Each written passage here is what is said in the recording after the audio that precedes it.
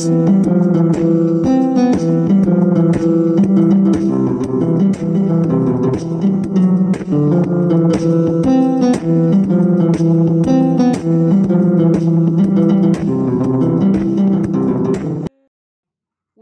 அழியில் உயிரார் அழிவர், திறம்பட மெய்ஞானம் சேரவும் மாட்டார்.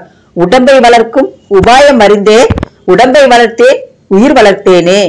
அனைவருக்கும் உயராய்வு வேல் அலைவரிசையின் அன்பு வணக்கம். இடது காலை வலத்தொடையிலும் வலது காலை இடத்தொடையிலும் போடும்போது பத்மாசனம். பாதி உட்கார்ந்து பாதி நின்றால் உட்கட்டாசனம். முதுகுக்கு பின்னால் கைகளை கட்டினால் யோகமுத்ரா. கால்களை மண்டியிட்டு முதுகை நேராக நிமிர்த்தினால் வஜ்ராசனம். நின்ற நிலையில் கைகளை தொட்டால் சக்கராசனம். முழங்கால் மண்டியில் குதிகால் மேல் உட்கார்ந்தால் மயூராசனம். குப்புறப்படுத்து கைகளால் ஒருக பிடித்தால் தனுராசனம். இரு கைகளை அழுத்தி உருவத்தில் நின்றால் சர்வாங்காசனம். பத்மாசனத்தை எளிமையாக்கினால் உத்தித பத்மாசனம். நேராக உட்கார்ந்து கால்களை அகலமாக விரித்தால் ஜானு சீராசனம்.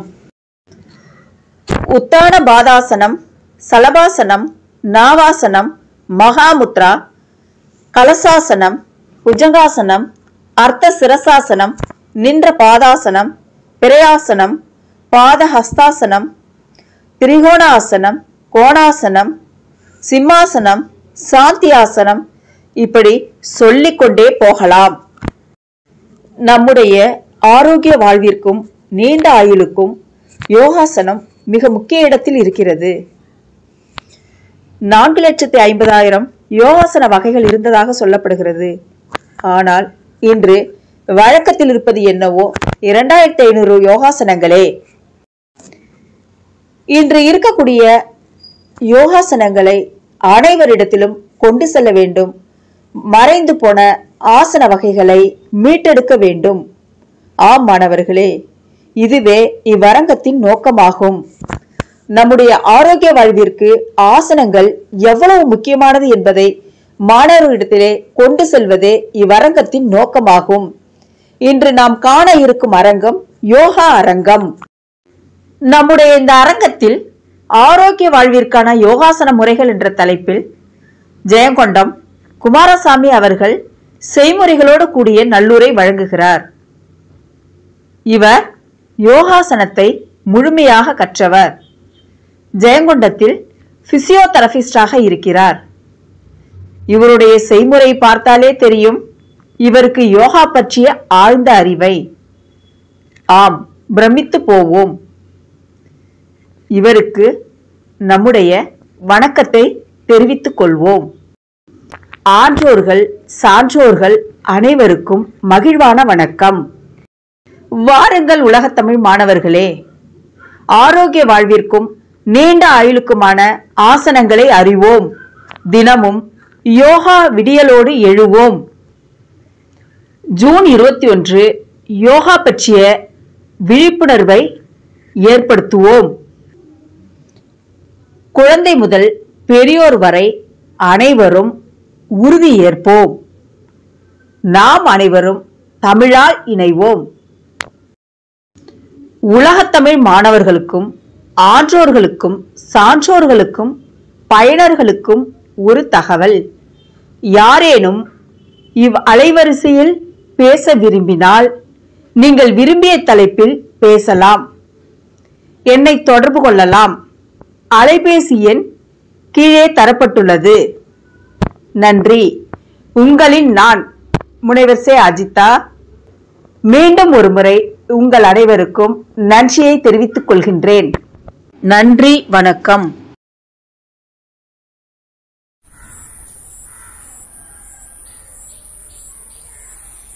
என்ன பாக்குறீங்க? இது யோகம். வாங்க நம்ம யோகா அரங்கத்திற்கு போலாம். அனைவருக்கும் வணக்கம். புத்துணர்வான நேரம், குளிர்ச்சியான நேரம், இறைத்தன்மையான நேரம், பிராணசக்தி மேலோங்கிய நேரம், தியானத்துக்கான நேரம், வெற்றி கிடைக்கும் நேரம், மனையாகம் செய்யும் நேரம், சாதனைகளுக்கான நேரம், இதுவே யோகா செய்யும் நேரம். 5000 ஆண்டுகளுக்கு முன் இந்தியாவில் தோன்றி உடற்பயிற்சி தியான முறை யோகக்கலை ஆகும். யோகக்கலை என்பது உடல், மனம், அறிவு, உணர்வு ஆகியவற்றின் சமபாட்டிற்கு உதவும் ஓர் மகத்தான கலையாகும். இக்கலை இந்தியாவில் தோன்றி வளர்ந்து வழி வழியாய் வரும் ஓர் ஒழுக்க நெறியாகும். சிந்து சமவெளி நாகரிகத்தில் பல்வேறு இடங்களில் யோகா முத்திரை கண்டெடுக்கப்பட்டுள்ளதாக வரலாறு சொல்லுகிறது. நம் உடலில் மறைந்திருக்கும் சக்தியை வெளிக்கொண்டு வரும் அற்புத கலையான யோகக்கலையை தினமும் செய்பவர்களுக்கு நோய் வருவது தடுக்கப்படுவதுடன் நீண்ட ஆயுளை தருவதுடன் மன வலிமையை அதிகரிக்கும். இந்த யோகக்கலை இந்த அருமையான நிகழ்ச்சியை ஏற்பாடு செய்திருக்கும் அஜிதா அவர்கள் மற்றும் வேளாண்கட்டளையின் சார்பில் அனைவரையும் இந்த யோகா அரங்கத்திற்கு வருக வருக என வரவேற்கிறோம். வாருங்கள் உறவுகளை, காணொளிக்குள் செல்வோம். நான் உங்கள் அமிர்தினி. நன்றி, வணக்கம். ஆரோக்கிய வாழ்விற்கான யோகாசன முறைகள் என்ற தலைப்பில் உரை நிகழ்த்துபவர் ஐயா குமாரசுவாமி ஜெயகொண்டம். ஐயா அவர்கள் கிரிய பாபாஜி யோகா சங்கத்தில் பேச்சுலர் ஆஃப் பிசியோதெரபி பட்டத்தை பயின்றவர். நிறுவனத்தை நடத்தி வரும் யோகியார் அவர்களிடம் தினமும் யோகா பயிற்சியை ஓராண்டு காலமாக கற்றவர். தான் கற்றதின் பயனை மற்றவர்களுக்கும் வழங்க வேண்டும் என்ற உயர்ந்த எண்ணத்தில் தன் சொந்த ஊரில் பிசியோதெரபி மருத்துவமனையை நடத்தி வருகிறார். ஐயா அவர்கள் நடத்தி வரும் மருத்துவமனையில் பலர் தினமும் பயன்பெற்று வருகின்றனர். பிசியோதெரபி மருத்துவத்துடன் யோகா மருத்துவத்தையும் சேர்ந்து கொடுத்து வருகிறார். அதனால் பல மக்கள் பயன்பெறுகின்றனர். கடந்த 22 ஆண்டுகளாக இச்சேவையை தொடர்ந்து செயல்படுத்தி வருகிறார். இவர் ஆற்றிய சேவைக்காக பல விருதுகள் வழங்கப்பட்டுள்ளன. வாருங்கள் நண்பர்களே, ஐயாவின் உரைக்கு செல்லலாம்.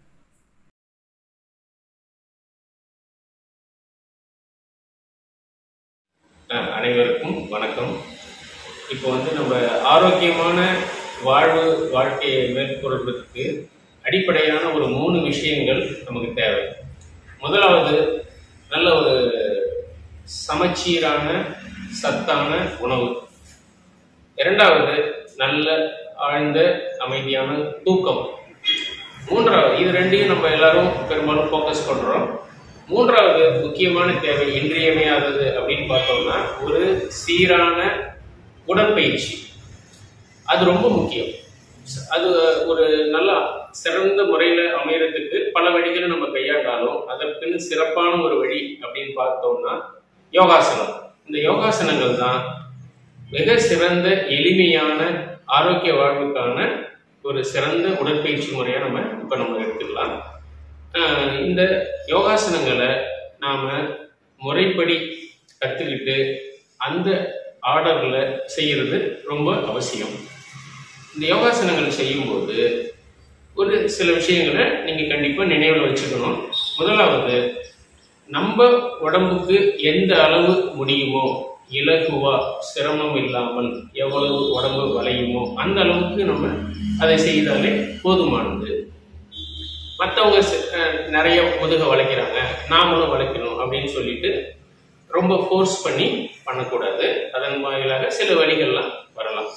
அதனால அது மாதிரி பண்ணாம இலகுவா பண்ணினாலே போதுமானது. ரெண்டாவது முக்கியமான விஷயம், கூடுமான வரை வயிறு காலியா வச்சுக்கிட்டு வெறும் வயிற்றுல காலை நேரங்கள்ல செய்யறது ரொம்ப நல்லது. அப்படி மாலையில தான் எனக்கு நேரம் கிடைக்கும் அப்படின்னா நீங்க மதிய உணவுக்கு பிறகு ஒரு 5 மணி நேரம் இடைவெளி கொடுத்து அதுக்கப்புறம் செய்யணும். மூன்றாவது, இந்த பயிற்சிகளை செய்யும் போது நீங்க மூச்சை நிறுத்திக்கிட்டு, அதாவது தம் கட்டின மாதிரி பண்ணக்கூடாது. ரொம்ப இலகுவா நார்மலான மூச்சு இயல்பா இருக்கக்கூடிய ஒரு சூழல்ல தான் நீங்க இந்த இந்த யோகாசன பயிற்சிகளை செய்ய வேண்டும். அப்போதுதான் நமக்கு முழு பலனும் கிடைக்கும். ஸோ இப்போ நம்ம ஆரோக்கியமான வாழ்வு வாழ்றது தான் எல்லாரோட முதல் நோக்கமா இருக்கு. நோயற்ற வாழ்வே குறைவற்ற செல்வம். ஸோ முதல்ல நம்ம ஆரோக்கியமா வாழ்றது தான் நமக்கு உண்மையான செல்வம் அப்படிங்கிறத நம்ம புரிஞ்சுக்கணும். இப்போ இந்த சர்வதேச தேச யோகா தினம் வருகின்ற இந்த 21ஆம் தேதி. அதை முன்னிட்டு இந்த காணொலியில நம்ம முக்கியமா ஆரோக்கியமா வாழ்வதற்கான நோய் இல்லாமல் இன்னைக்கு இருக்கக்கூடிய இந்த நவீன காலத்து வியாதிகள்லாம் வராம நம்மளை காப்பாற்றிக் கொள்வதற்காக சில யோகாசன பயிற்சிகளை இப்ப நாம பார்க்க போறோம். அதில் முதலாவதான ஆசனம் சர்வாங்க ஆசனம். முதல்ல இதோட செய்முறையை பார்ப்போம், அதுக்கப்புறம் இதனுடைய பெனிஃபிட் பத்தியும் நம்ம பார்க்கலாம். இப்போ நம்ம சூரிய நமஸ்காரத்துக்கான செய்முறைகளை பார்க்க போறோம். இதுல 12 நிலைகள் இருக்கு. ஒரு எளிமையான சுலபமான ஒரு யோகாசனம் சூரிய நமஸ்காரம். இந்த சூரிய நமஸ்காரத்தை சரியா பண்ணினாலே ஒரு சமச்சீரான ஒரு உடம்புக்கான ஆரம்ப நிலை யோகாசன பயிற்சி உங்களுக்கு கண்டிப்பா கிடைக்கும். இதுவே எல்லா தசைகளையும் நாடி நரம்புகளையும் வலுப்படுத்தும். இப்போ நம்ம செய்முறையை பார்க்குறோம். முதல் நிலை அதில் பார்த்தீங்கன்னா இப்போ நேராக நிற்கிறாங்க. அப்படியே கைகள் இரண்டையும் மெதுவாக உயர தூக்கணும். இப்போ ஒரு முதல் நிலை பண்ணுறாங்க, அப்படியே கைகளை உயர்த்தியவாறு நிற்கிறாங்க. இரண்டாவது நிலை அப்படியே என்ன பண்ணுறாங்க, குனிஞ்சி மெதுவாக தரையை தொடணும். முழங்கால இதில் மடக்க கூடாது. இப்போ அவர் தரையை தொடுறாரு, பட் உங்களுக்கு தொட முடியல அப்படின்னா அதை பற்றி கவலைப்பட வேண்டாம். உங்களால் எவ்வளவு முடியுமோ அந்த அளவுக்கு குனிங்க. இப்போ அவர் பண்ணிக்கிட்டு இருக்கிறது இரண்டாவது நிலை. மூன்றாவது நிலை அப்படியே கைகள் இரண்டையும் உள்ளங்கை வரைக்கும் தரையில் அப்படியே ஊனிக்கோங்க. வலது காலை மாத்திரம் முழுமையாக பின்னாடி நீட்டி வைங்க. இடது காலை லேசாக அப்படியே மடக்கி வச்சுக்கோங்க. தலையை நல்லா நிமிர்ந்து பாருங்க. இதில் அந்த வலது கால் பின்னாடி முழுமையாக நீட்டி இருக்கணும், முழங்காலும் டைட்டாக இருக்கணும். முழங்கால் மடக்க கூடாது. இதில் பார்த்தீங்கன்னா ஒரு கால் மடங்கி ஒரு கால் நீட்டி இருக்கும். இது இந்த கால் தசைகள் எல்லாம் நல்லா ஸ்ட்ரெச் பண்ணும், அதாவது நல்லா நீட்டி விடும். அதனால கால் வலி இடுப்பு சம்பந்தமான பிரச்சனைகள்லாம் நமக்கு வராது. அடுத்தது 4ஆம் நிலை. இப்போ இடது காலையும் அப்படியே நீட்டிக்கோங்க, வலது காலுக்கு பக்கத்தில் அப்படியே நீட்டி வச்சுக்கோங்க. கிட்டத்தட்ட அந்த தண்டால் எடுக்கிறதுக்கான ஒரு போஸ் அந்த மாதிரி இதனுடைய தோற்றம் இருக்கும். இது 4ஆவது நிலை.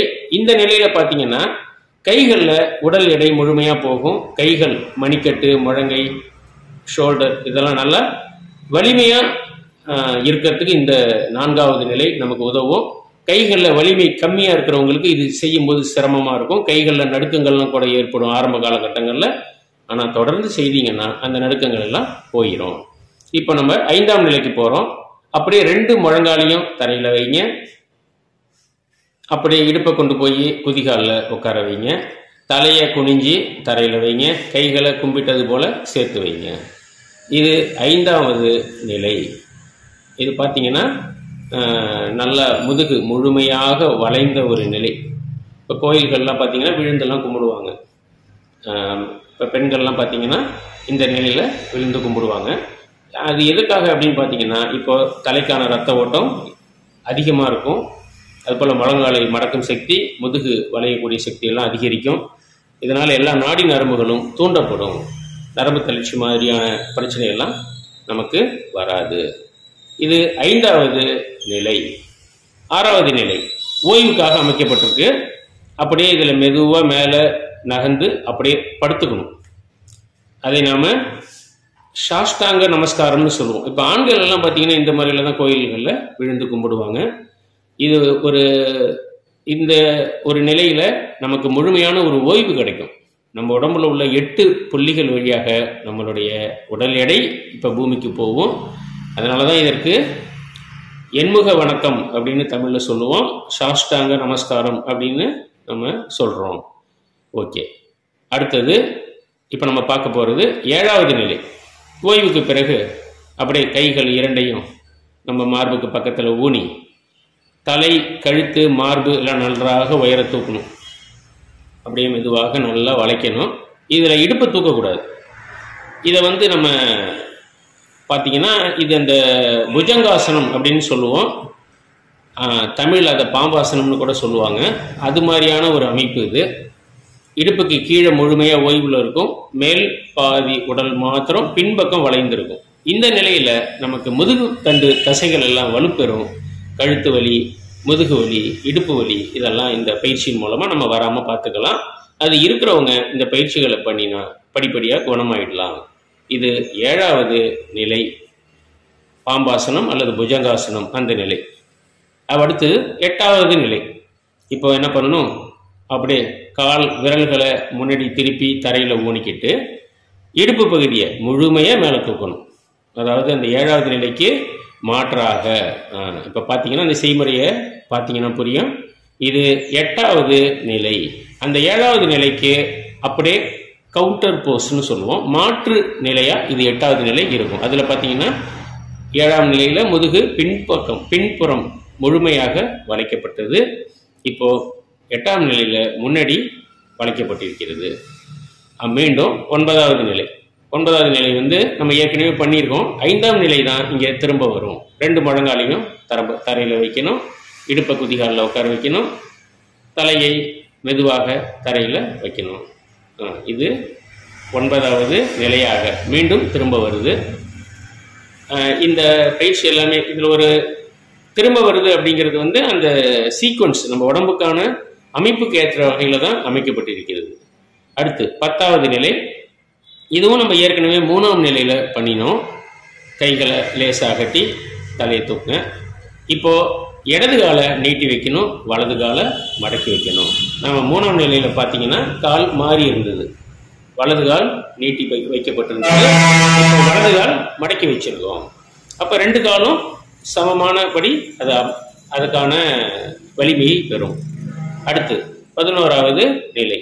இதுவும் 2ஆம் நிலையில நம்ம ஏற்கனவே பண்ணிட்டோம், அதுதான் திரும்ப பண்ண போறோம். அப்படியே எழுந்து நின்று குனிஞ்சி தரையை தொட வேண்டும், முழங்கால டைட்டா வச்சிருக்கணும். இது 11வது நிலை. 12வது இறுதி நிலை. அப்படியே நிமிர்ந்து கைகளை நெஞ்சில கும்பிட்டது போல வைத்து ஓம் சொல்லி முடிக்க வேண்டும். இதுதான் சூரிய நமஸ்காரத்தின் செய்முறை.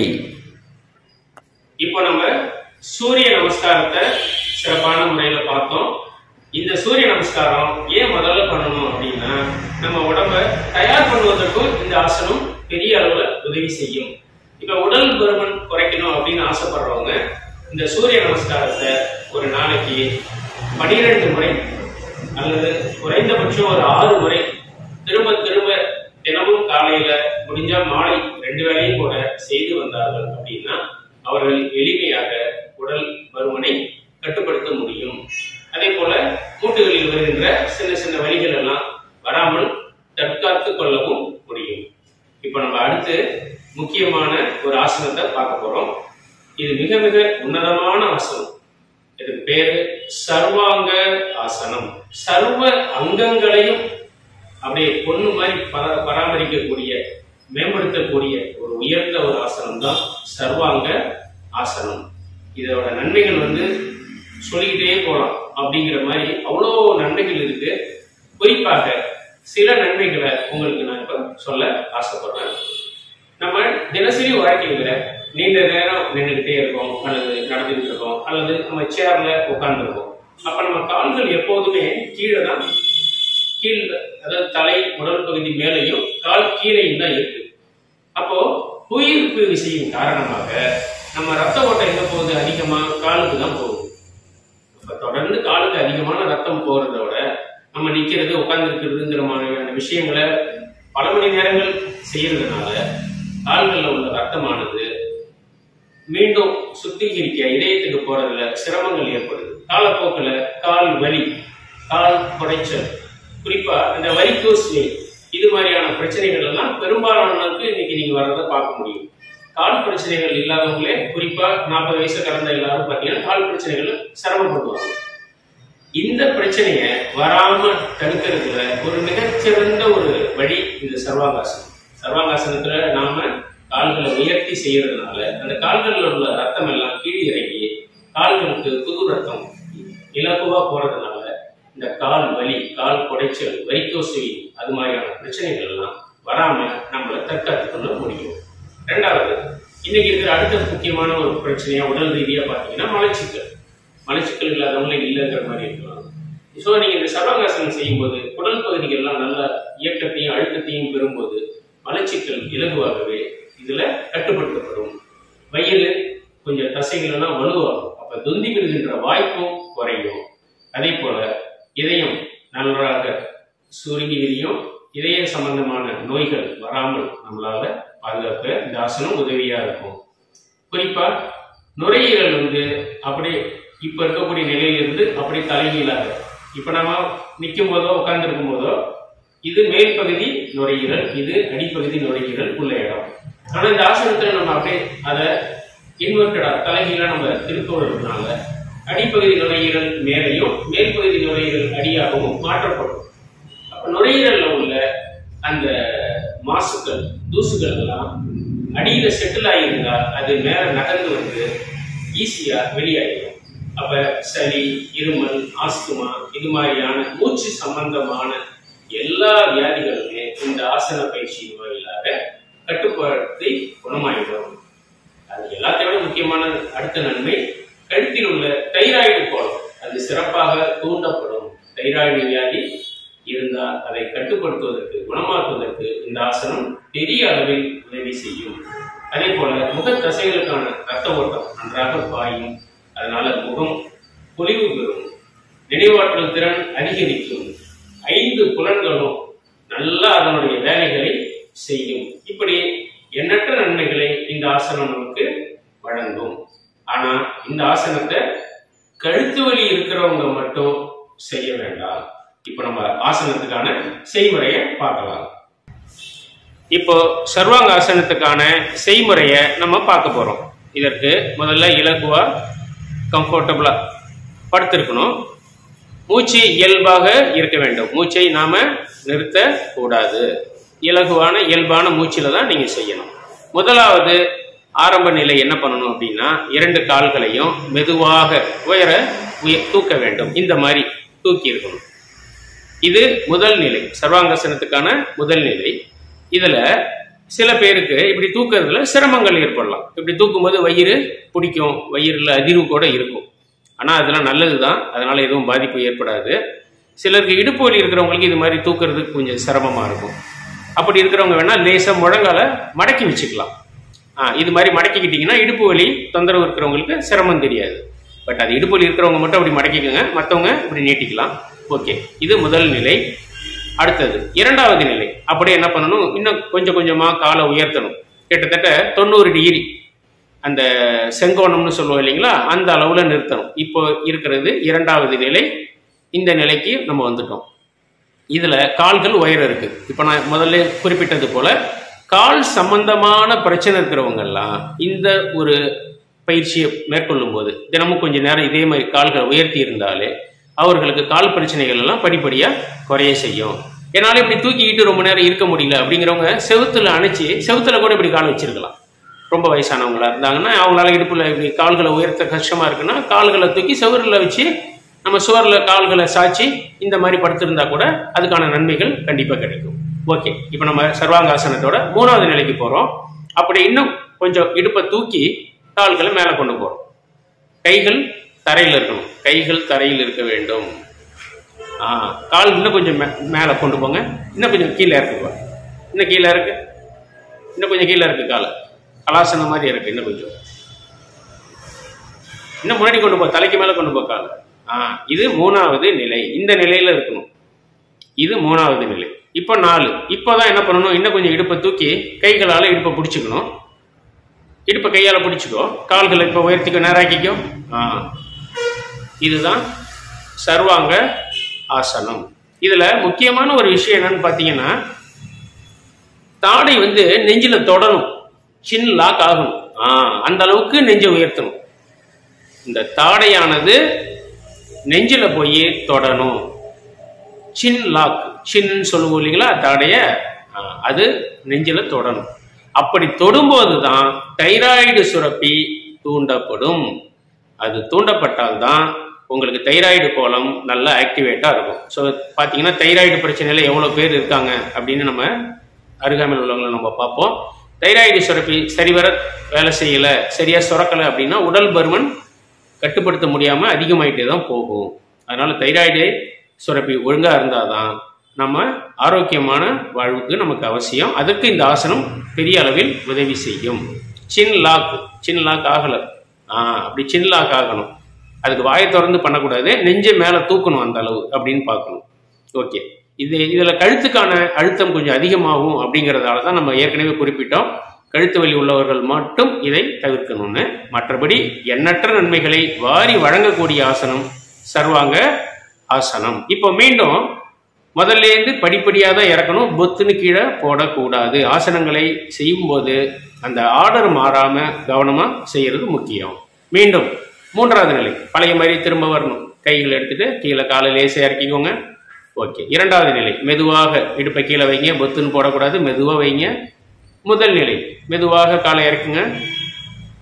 அப்புறம் ஆரம்ப நிலை மெதுவாக கீழே தரையில் வச்சு மூச்சை சீராக இழுத்து விட்டு ஓய்வுக்கு வரலாம்.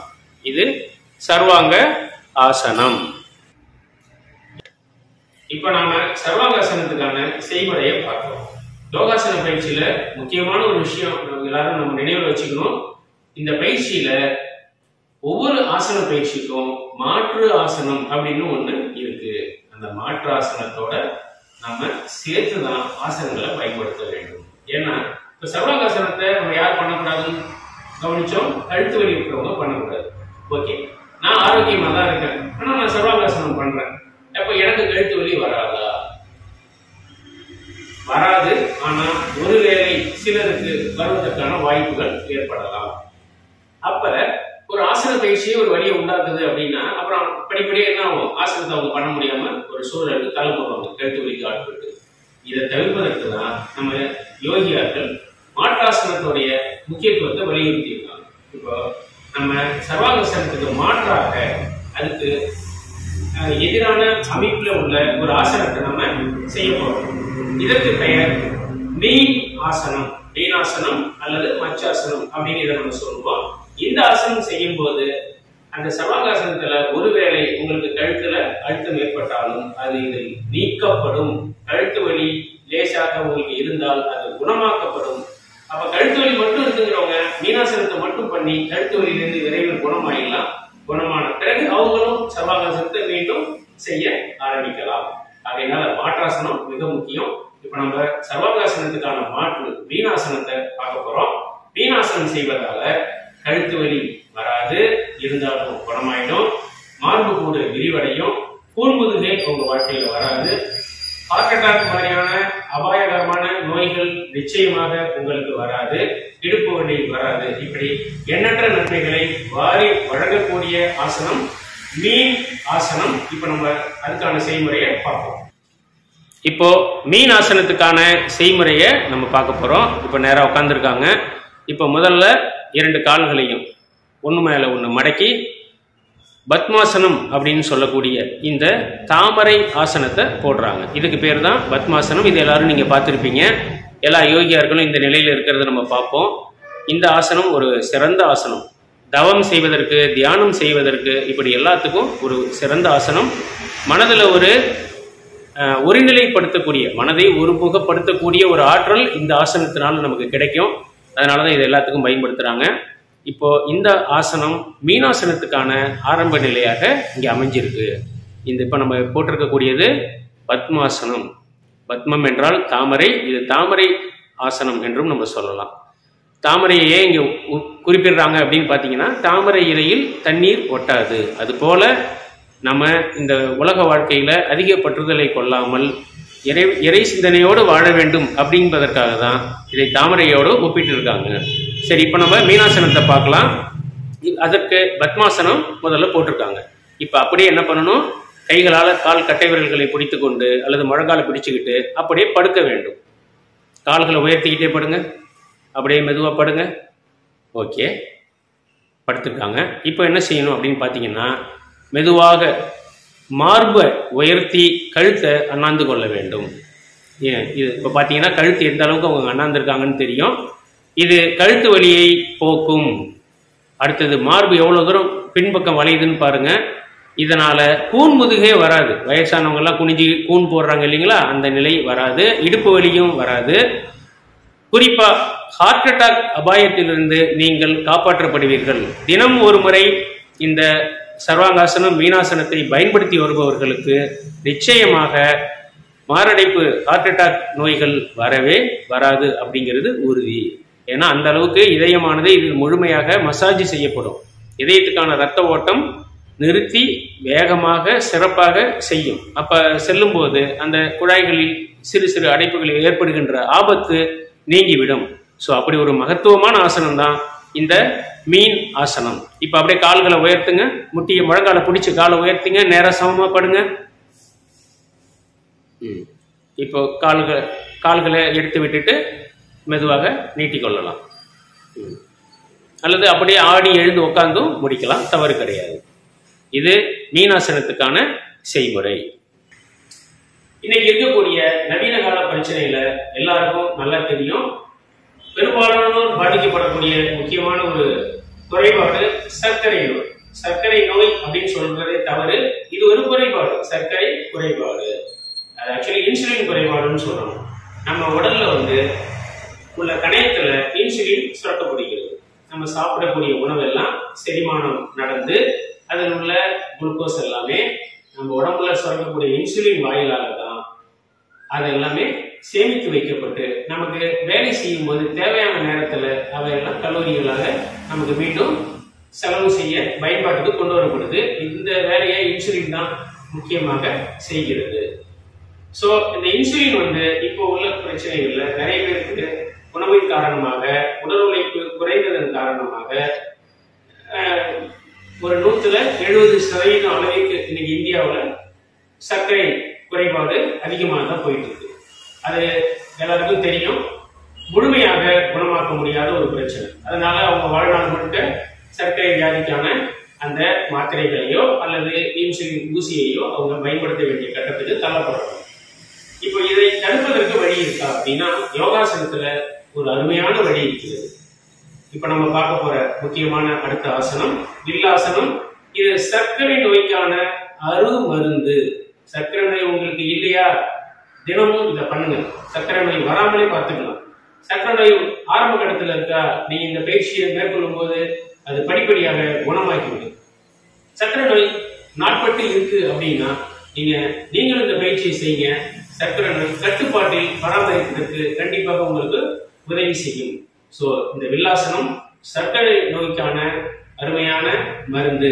அதே நேரத்தில் இதை செய்வதனால கழுத்து வலி, முதுகு வலி, இடுப்பு வலி, கூன் முதுகு ஆகிய பிரச்சனைகளும் வராம நம்ம பார்த்துக்க முடியும்.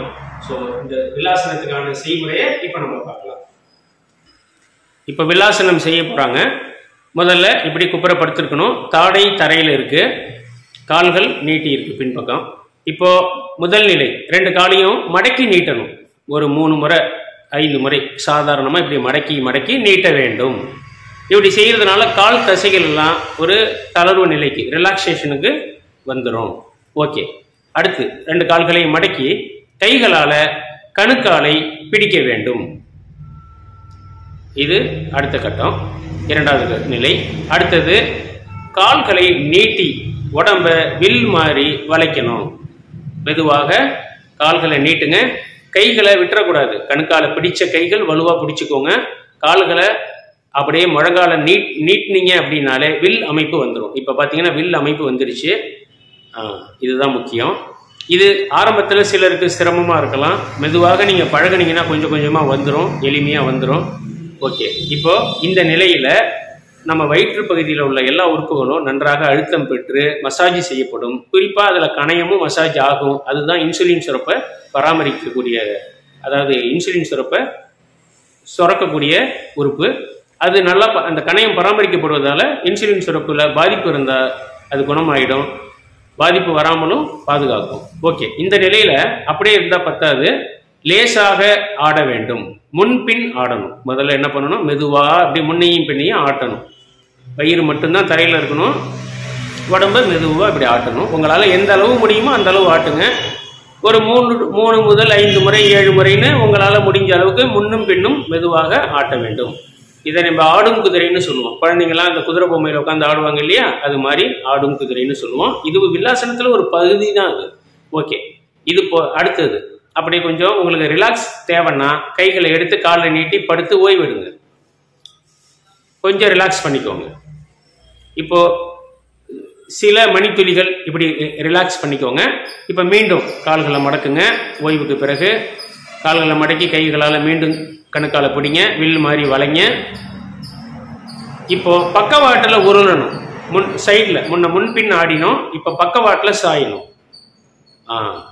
அப்படியே அந்த பக்கம் சாய்ஞ்சிட்டு நேராக வந்து இந்த பக்கம் சாயணும். இப்படி பக்கவாட்டில் மெதுவாக 2 பக்கமும் அப்படியே சாய்க்க வேண்டும். சாய்ச்சிக்கிட்டே ஆட்டுறோம். முதல்ல முன்பின் ஆட்டினோம், இப்போ பக்கவாட்டில் ஆட்டுறோம். இதில் தான் மிக சிறப்பாக வயிற்றினுடைய எல்லா பகுதிகளும் அழுத்தம் பெற்று மசாஜ் செய்யப்படும், புத்துணர்ச்சி பெறும். அப்போ உங்களுக்கு கணையமானது நன்றாக வேலை செய்யும். நல்ல இலகுவா அழகா இதை உருள முடியும்.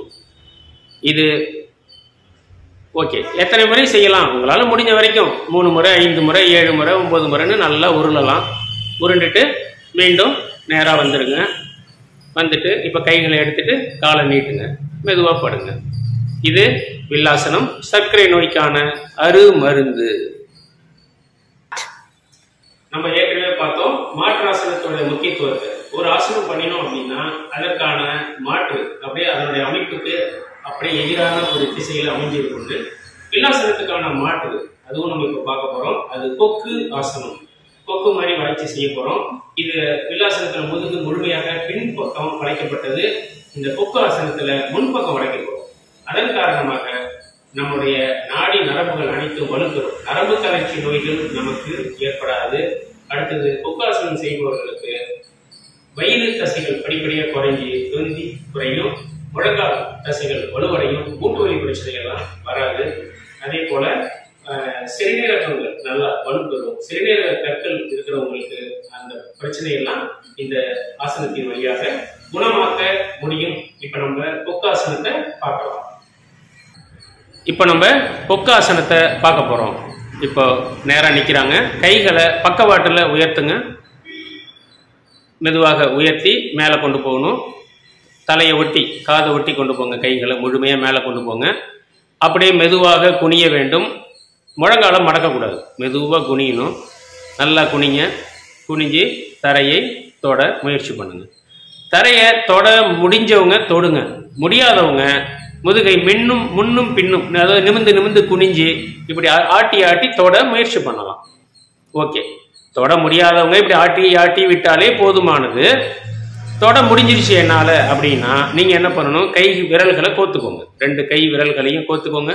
அப்படி கோத்துக்கிட்டு அப்படியே திருப்புங்க. இப்போ குனிஞ்சு தரையை தொட முயற்சி பண்ணுங்க. இதுல தொட முடியாதவங்க இதையே செய்தால் போதுமானது.